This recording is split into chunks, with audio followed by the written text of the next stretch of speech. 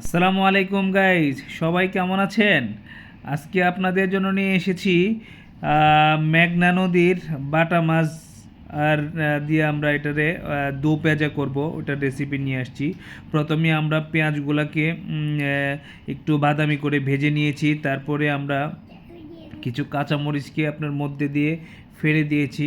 তারপরে আমরা পরিমাণ মতো হলুদের গুঁড়া, মরিচের গুঁড়া, ধনিয়ার গুঁড়া, জিরার গুঁড়া এবং অল্প একটু আদা, অল্প হাফ চামচ আদা দিয়ে এবার আমরা ওটা মশলাটাকে কষিয়ে নিয়েছি। তারপরে আমরা আগে থেকে ভেজে রাখা মাছগুলো দিয়ে দিয়েছি। তারপরে কিছুক্ষণ আমরা ঢাকনা দিয়ে রান্না করেছি। আমরা মাছ ফ্রাই করা আগেই দেখিয়েছি, এই জন্য মাছ ফ্রাই করার আপনাদেরকে দেখাইনি। তো আমরা এইভাবে কিছু সময় রান্না করব। মানে এটাতে আসলে খুব বাজার পরে খুব বেশি সময় রান্না করতে হয় না। দেখেন লুকটা মাশাআল্লাহ কত সুন্দর হয়েছে।